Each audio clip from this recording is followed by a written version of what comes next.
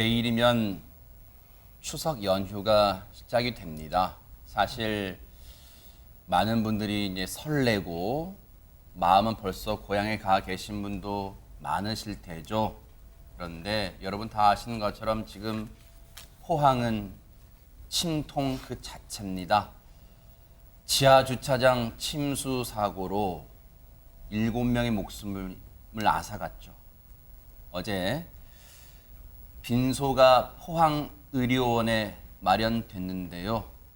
관련 영상 보시고 이어가 보도록 하겠습니다. 어제까지만 살아있던 사람이 아침에 사라져가지고 아무리 천재지변이지만 우리한테 이런 일이 활발한 애였고 성격도 좋고 의지도 강하고 운동도 좋아하고 좀 멋진 친구였어요. 좀 슬프기도 하고 마음도 복잡하고 답답하네요. 아직 현실처럼 안 느껴지고 좀 안 믿기죠. 왜냐면 이번 연도 말에 겨울에 같이 전우를 하기로 했는데 희생자들의 구구절절한 사연에 김현주 평론가님 사실 말 그대로 빈소는 눈물바다를 이뤘다고 합니다. 왜 안 그랬겠습니까? 정말 아까 어느 분도 말씀하셨지만 어제까지만 해도 같이 있었던 분이 죽음으로 돌아왔다고 하니까 정말 믿기지가 않는 것이었겠죠. 사실 그 포항의 아파트 지하 주차장에 거의 천장까지 흙탕물이 차 있는 가운데 약 30cm 정도의 그 공간이 있었다고 하지 않습니까? 그 배관 위에서 14시간을 버티다가 50대 어머니는 14시간 만에 기적적으로 생還을 해서 많은 분들이 환호를 지르지 않았습니까? 그랬죠. 그런데 너무나 안타깝게도 그 아드님 중학생은 생還하지 못하고 말았습니다. 아하. 정말 너무 마음이 아프고 네. 아마 모든 어머니들의 심정이 같지 않을까 싶은데 그 내용을 알고 보니까 더 아주 안타까운 마음이 더하는데요. 왜요? 그 어머니하고 이제 뭐 소위 얘기하는 껌딱지라고 불릴 정도로 굉장히 딸 역할을 하면서 그 아들이 살가운 세상에. 아들이었다고 합니다. 네. 요즘 웬만한 중학생들 같으면 어디 같이 가자 그래도 잘 안 안 따라 가죠. 나서잖아요. 네. 그런데 새벽에 지하 주차장에 어머니가 가신다고 하니까 같이 따라 나설 정도면 어떤 아들이었을지 상상이 가지 않습니까? 근데 이제 물이 순식간에 차오르니까 차문이 열리지 않을 때 그 아들이 밖에서 차문을 열어주면서 어머니가 차에서 나오실 수 있도록 했지만 이 어머니는 평상시에 어깨도 좋지 않고 수영도 못하기 때문에 본인이 짐이 될까 봐 아들이라도 살릴 마음에서 그 옆에 있던 주민들과 함께 그 출입구 쪽으로 나가라, 나는 생각하지 말고 나가라 이렇게 어머. 얘기를 하셨다고 합니다. 그런데 아들이 그 떠나기 전에 남긴 말이 너무 마음을 울리는데요. 그 엄마 사랑해요. 그동안 키워주셔서 감사합니다. 이런 말을 하고 떠났다 그래요. 그 말을 듣고 나서 이 어머니가 그 배관 위에서 14시간을 버티면서 아들이 어떻게 됐을까 그 생각만 하면서 그 시간을 버티지 않았겠습니까? 그 생각을 하면 진짜 정말 목이 메입니다. 최진봉 교수님, 그때만 해도 어머니는 아들은 무사히 수행해서 밖으로 나갔을 거라고 생각했을 거 아니에요. 도리어 어머니 입장에서는 본인이 정말 그런 생각을 하시면 안 되지만 본인이 정말 안타까운 상황이 되더라도 아들은 살아야 된다는 마음밖에 없지 않겠어요? 네. 이 시대를 살아가는 모든 부모님의 마음이라고 생각해요. 제가 그 입장에서 저도 제 자녀한테 그랬을 거예요. 네. 네가 나 살아야 된다. 그게 엄마의 마음인데 엄마가 나중에 결과를 보면 아들이 이런 일을 당했을 때 얼마나 가슴이 아프겠습니까? 네. 하늘이 무너지는 그런 심정이었을 거고 이 아들이 마지막 던진 말을 제가 읽으면서 눈물이 나요 진짜. 네. 엄마 사랑해요. 그동안 키워줘서 감사합니다.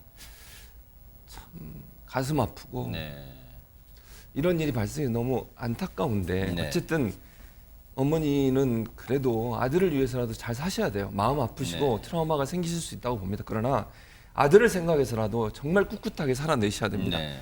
아들이 엄마라도 생존해서 이렇게 삶을 연장해 가시는 부분들을 너무 마음속으로 기뻐할 거예요. 하늘나라에서도. 너무 안타까운 일이고 안타까운 사연이지만 네. 어머니가 이 일 때문에 더 이상 상심하지 않으셨으면 좋겠어요. 네. 아들이 하늘나라에서 어머니를 위해서 열심히 응원하고 있다는 사실을 아시고 정말 열심히 잘 사셔서 아들에게 나중에 하늘나라 가서 잘 살고 왔다고 네 덕에 네. 그렇게 말씀해 주시는 그런 시간을 가졌으면 좋겠습니다. 이 여성분, 그러니까 희생된 중학교 2학년 학생의 어머니죠. 그 남편분께서 이제 언론 인터뷰를 통해서 이제 이 말씀을 전하셨어요. 아내라도 살아서 다행이다. 아내가 정신적으로 지금 굉장히 불안한 상태랍니다. 지금 여러 가지 생각이 드실 거 아니에요? 매우 힘들어하고 있답니다. 왜 안 그러겠습니까? 생때 같은 자식을 잃었는데요. 그런 생각이 듭니다. 근데 안타까운 사연이 또 있어서 어제 이 빈소에는요, 한 부부의 사진이 나란히 걸리기도 했다면서요. 무슨 사연이 있었던 걸까요? 안진용 기자님. 네, 말씀하신 대로 이 장례식장 안내 화면엔요, 한 노부부의 사진이 나란히 걸렸습니다. 이 70대 남성과 60대 여성, 평소에 인꼬 부부로 알려져 있었다고 하는데 네. 갑작스럽게 두 내외가 함께 세상을 떠났다는 소식에 현장을 찾은 자녀와 이 친인척들은요, 말을 잇지 못했습니다. 주변 이웃들에 따르면요, 남편은 평생 굴착기 업을 했고 아내는 직장 생활을 했는데 최근에는 봉사활동을 하면서 알콩달콩 두 사람의 삶을 이렇게 영위해가고 있었다고 합니다. 네. 또 빈소를 찾은 노부부의 안사돈에 따르면 평소 얼마나 사이가 좋았으면요, 그 새벽에 그렇게 험한 곳을 같이 갔겠느냐며 땅을 쳤던 것으로 전해졌습니다. 네. 참 뭐라고 말을 잇지 못하겠습니다. 그런가 하면 몇 달 전에 해병대를 전역했던 20대 청년의 안타까운 사연 저희가 전해드렸는데 또 그 후속 얘기가 전해졌다면서요, 호전 변호사님. 네, 정말 가슴 먹먹한 사연이었죠. 이 20대 남성 희생자분 4월에 해병대 복무를 마치고 이제 몇 달 되지 않은, 그러니까 굉장히 힘든 군복무 시절 견디고 이제 20대의 젊은 날을 만끽해야 했었을 젊음인데 결국 희생이 됐습니다. 그런데 이분이요, 이 유족에 따르면 아버지랑 같이 주차장에 갔다가 나왔대요. 그러다가 한 번만 더 차를 다시 보고 오겠다라고 들어갔는데 이제 그게 마지막이 된 겁니다. 근데 이분이 해병대 출신인데다가 키가 180cm가 넘는 건장한 체격이었다고 해요. 그래서 가족들이 끝까지 정말 수영해서 나와라 이렇게 간절하게 기도하면서 기다렸다고 했는데 결국에는 이렇게 변을 당한 걸로 지금 알려지고 있고요. 이 남성 아버지 저희 어제 전해드렸던 대로 하루 종일 흙 묻은 운동화를 신고 아들을 찾아다니면서 굉장히 괴로워하셨던 걸로 지금 알려지고 있습니다. 이 어머니도 아들이 너무 다정했나 봐요. 딸 같은 아들이었는데 이제 잃고 어떻게 사느냐 하면서 오열을 했다고 하고 네. 아르바이트 하면서 생활비도 벌었다고 하는데 너무 착한 게요. 이게 또 아르바이트에서 정규직 되면은 첫 월급 타면은 부모님한테 말씀드린다고 일부러 말을 하지 않을 아유. 정도로 속 깊은 아들이었다고 합니다. 하루아침에 이 아들 잃은 부모 심정 정말 말로 표현할 수가 없을 것 같습니다. 그런데 언론 보도 보니까 최준범 교수님, 예. 이 숨진 20대 청년, 해병대 전역한 20대 청년의 형 관련 얘기가 있던데요. 그렇습니다. 형이 독도에서 근무를 해요. 독도 그래요? 경비병으로 아이고. 경비대에서 근무를 하고 있어서 아마 이제 독도 경비대 근무를 하다 보니까 이 사실은 자기 차 때문인 거잖아요. 네. 그 형의 차가 주차장에 있는데 피해를 당할까 봐 동생이 그걸 차를 꺼내러 갔다가 이런 불행한 일을 당한 아이고. 겁니다. 형 입장에서 얼마나 가슴이 아프겠어요. 세상에. 그래서 이제 임종도 못 지켰고 어쨌든 장례식이라고 참석하고 싶은데 문제는 뭐냐면 휴가는 받을 수 있지만 나오는데 기상악화로 배가 뜨지를 못하는 거예요. 근데 이거를 이 경북경찰청에서 이 안타까운 소식을 듣고 헬기를 보내줬습니다. 네. 그래서 경북경찰청 소속의 헬기가 급파가 돼서 이제 그 남성의 형, 독도 경무대에 근무하고 있는 그 순경 그분을 헬기에 태워서 포항 공항으로 도착을 했고요. 다행히 이제 장례식 참여할 수 있도록 그렇게 조치가 취해졌는데 너무 안타까운 소식인데 그래도 이렇게 경찰청에서 사려 깊게 배려를 해줘서 네. 헬기를 동원해서 동생의 마지막 가는 길이라도 지킬 수 있도록 해주는 거 그러니까요. 참 다행이라는 생각이 듭니다. 이런 가운데 어제 윤석열 대통령이 빈소가 마련된 포항의료원을 직접 찾아 조문했습니다. 영상 보시고 이어가 보도록 하겠습니다. 제가 점진실 또 안내해 드리겠습니다. 어제는 이번 태풍에 가장 피해를 많이 입은 포항과 경주를 다녀왔습니다. 중학생 아들을 잃은 어머니, 또 부모님을 함께 잃은 그 자녀들, 또 늦은 나이에 결혼도 하지 않고 홀어머니를 극진하게 모시고 살아온 그 아들을 잃은 어머니, 이분들 어떠한 그 말로도 위로할 수 없다는 것을 느꼈습니다. 김현주 평론가님, 뭐 지금 시청자분들이나 아마 상당수 국민분들도 같은 심경일 것, 내 일처럼, 내 가족 일처럼 가슴 아파하실 것 같은데, 윤석열 대통령이 오늘 아침 출근길 문답에서 지금 얘기 들어보니까 목이 메이는 것 같아요. 윤석열 대통령도. 그렇죠. 뭐 그거는 대통령이나 일반 시민이나 뭐 인지상정이죠. 다 똑같은 마음이고 그 나이 또래가 되면은 젊은이들의 생명이 얼마나 고귀한가를 늘 느끼기 때문에 그것은 어떻게 보면 자연스러운 일이라고도 생각이 됩니다만 어제 그 바로 윤석열 대통령은 포항시 북구 용흥동 소재 경상북도 포항의료원에 그 빈소를 방문해서 조문을 했습니다. 그곳에는 아파트 지하주차장 침수 사고의 사망자들의 빈소가 차려져 있었는데요. 네. 약 30분간 조문을 하면서 희생된 분들의 유족들의 손을 일일이 잡으면서 위로의 말을 건넸고 또 특히 희생자의 여동생에게는 앞으로 어머니 잘 모셔야 된다. 이런 일이 다시 발생하지 않도록 최선을 다하겠다. 또 개인적으로도 많은 도움을 줄 수 있도록 노력하겠다. 이제 이런 말을 덧붙였고요. 오늘 잠시 전에도 보셨습니다만 그 출근길 약식 문답에서도 한 분 한 분의 사연을 이야기하면서 정말 어떤 말로도 위로가 될 수 없다는 것을 느꼈지만 그럼에도 불구하고 전국에서 수천 명의 자원봉사자들이 흙더미에서 원상을 복구하는 데 도움을 드리면서 또 희생자의 유족들을 위로하는 모습을 보면서 연대와 희망이라는 것을 느끼게 됐다. 정말 이런 어려움 위기 속에서 우리가 다 함께 노력하는 것 이것이 우리나라를 발전시켜온 원동력이 아니겠는가. 이것이야말로 우리나라 국민들의 저력이 아니겠는가. 이런 이야기를 덧붙이기도 했습니다. 눈가가 촉촉해진 윤석열 대통령. 지금 대한민국 국민 어느 누가 저 심정이 아니겠습니까? 아마 다 같은 심경일 거예요.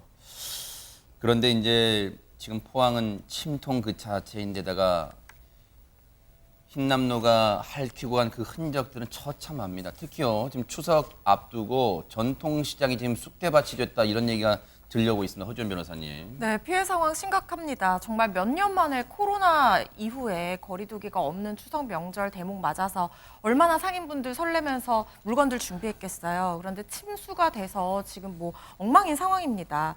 오천시장의 한복집은 한복용 옷감을 이제 명절 대목 앞두고 잔뜩 준비를 했다고 하는데 이 옷감들이 다 물에 젖어버린 거예요. 그래서 지금 영업을 중단하고 옷감을 말리고 있는 상황이라고 하고 인근 옷가게들도 지금 상황이 크게 다르지 않다고 합니다. 또 그릇 가게에서도 그릇들이 지금 온통 흙탕물에 뒤덮인 거예요. 그래서 저렇게 지금 화면 나오는 것처럼 해병대 분들이랑 자원봉사자분들이 나서서 침수 피해 본 상품을 일일이 뭐 그릇 같은 것도 씻고 지금 복구하는 작업을 진행하고 있다고 하고요.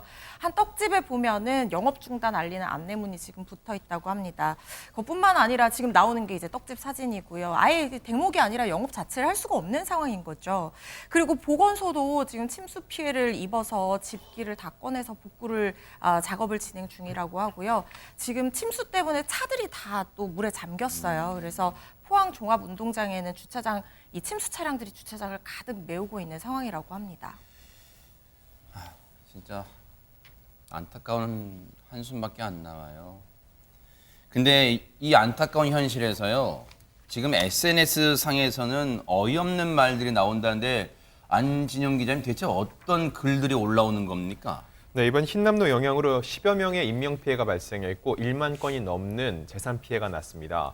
이 경북 포항 아파트의 지하 주차장 사고로 인해서 사망 실종 이런 인명피해는 물론 주택 침수와 농작물 피해도 있었습니다. 그런데 이런 와중에 온라인 커뮤니티에는 몇몇 몰지각한 글들이 올라오고 있었습니다. 이번 정부의 대응이 호들갑이었다는 반응이었는데 상대적으로 피해가 덜했던 수도권 인근 주민들이 볼 때는 피해가 덜해 보였다는 이유입니다. 그 글들을 말씀드리면 이 태풍 흰남노를 앞두고 쓸데없이 호들갑을 떨었다. 기상청은 거짓말하는 구라청이다. 이번에 호들갑을 떤 거는 지난달 강남 집중호우 실수를 만회하려는 것이다. 이렇게 입에 담을 수 없는 몰지각한 말들을 쏟아내고 있습니다. 저런 글을 올리는 인간들은 사람입니까? 서울 수도권만 폐가 없으면 다예요? 여기 당신들만 살아요? 대한민국에? 어떻게 저런 글을 올릴 수 있어요, 최진봉 교수님? 말이 안 되는 얘기죠. 저게 아니 그리고요. 이렇게 생각해야 돼요. 재난이라고 하는 거는요. 정말 과하리만큼 준비를 해야 돼요. 과하리만큼. 한 명의 재산 피해나 인명 피해가 나지 않도록 하기 위해서는요. 정말 너무 좀 지나치다 할 정도로 이거 준비를 해야 되는 거예요. 그게 잘못됐다고 얘기하면 말이 안 되는 거잖아요. 그리고 지금 물론 수도권 지역에는 예상했던 것보다 비가 적게 왔을 수도 있어요. 비는 많이 왔어요. 그리고 바람이 좀 적게 불었다고 쳐요.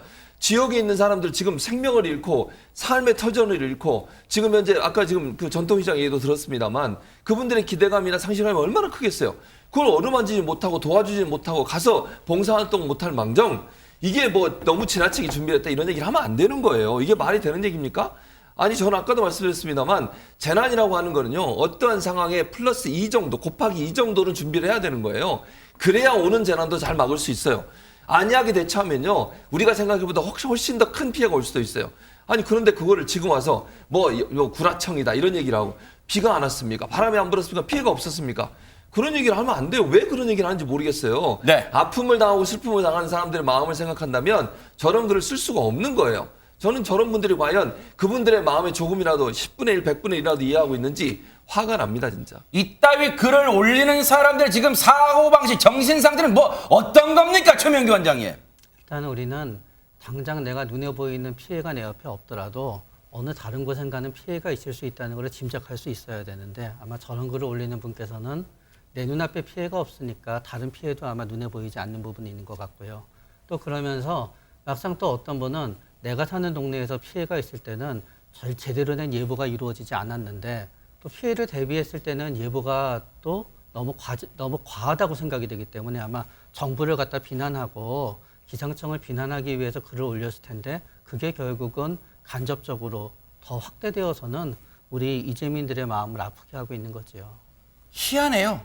참 희한합니다. 대비를 못하면 못한다고 난리. 대비를 잘하면 잘했다고 또 호들갑 떨어도 난리. 참 대단합니다. 글 쓰려고 태어났어요? 그런데 이런 철부지 없는 누리꾼만 있는 줄 알았더니 유명한 시인도 어떤 지금 논란의 대상이 되고 있다면서요, 허주현 변호사님. 네, 시인 류근 씨가 SNS에 올린 글이 지금 문제가 되고 있는데 공감 능력이 없어 보인다는 생각이 들 정도예요. 일단 내용이 어떤 내용이냐면 뭐 지금 쥐새끼 한 마리가 쪼르르 지나간 느낌이다. 이렇게 굉장히 자극적인 표현을 써서 왠지 좀 속은 느낌이다. 이런 표현을 한 거예요. 그러면서 이번 그 태풍이 뭐 윤 대통령이 철야로 비상대기하는 거에 찬양하는 정도가 역대급이었을 뿐이다. 뭐 이런 내용의 글을 올린 건데요.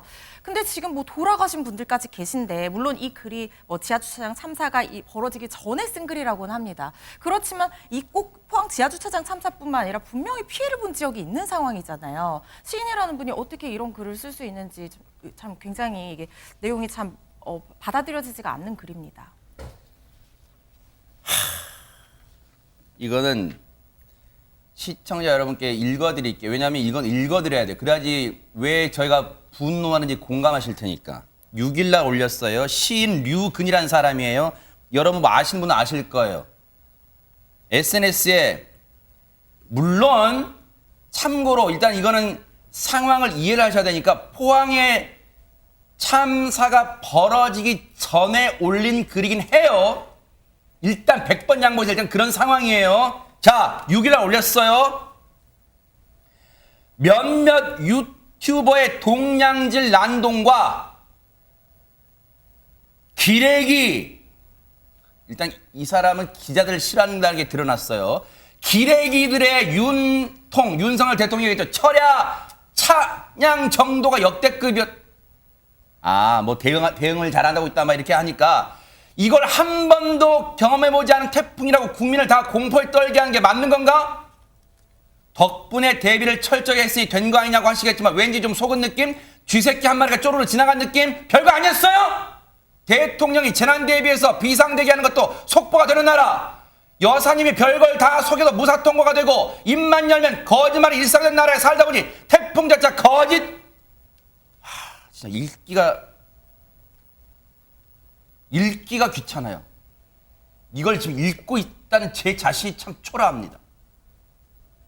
김현주 평론가님, 어떻게 봐야 됩니까, 이거를? 그래서 시인이라 함은 그 기본적으로 인간에 대한 애정이 있어야 되는 거 아니겠습니까? 인본이라고 하죠. 이제 그게 정수를 시로 표현하는 것인데, 사람의 말과 글이라고 하는 것은 때로는 사람을 살리기도 하지만 때로는 사람을 죽이는 독이 될 수도 있습니다. 이분의 경우는 정말 스스로가 본인이 되돌아봐야 할 필요가 분명히 있다고 생각이 되고요. 6일 저녁 6시경이면 이 당시 피해 사항 집계로도 사망자가 이미 3분이 나왔던 상황이었습니다. 이런 상황에서 어떻게 이런 글을 올릴 수 있는 것인지 도무지 이해가 가지 않습니다. 논란이 커졌는데 사과는 했습니까, 허지연 변호사님?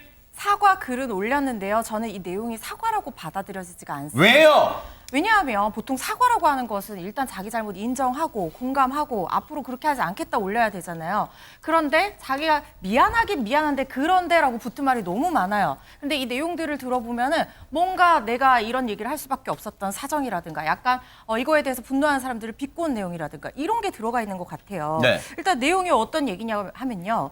포스팅한 뒤 대여섯 시간 뒤에 실종자 뉴스가 떴다고 변명할 일도 아니고 순서가 다르다고 항변할 일도 아닙니다라고 하는데 그냥 미안하다 하면 되는데 자기가 포스팅한 뒤에 이 실종자 뉴스가 떴다는 얘기를 지금 하고 있는 거예요. 그리고 또 뭐라고 얘기를 하냐면 사과하는 순간 조국 전 장관처럼 짓밟히는 사회라는 걸 잘 알고 있다.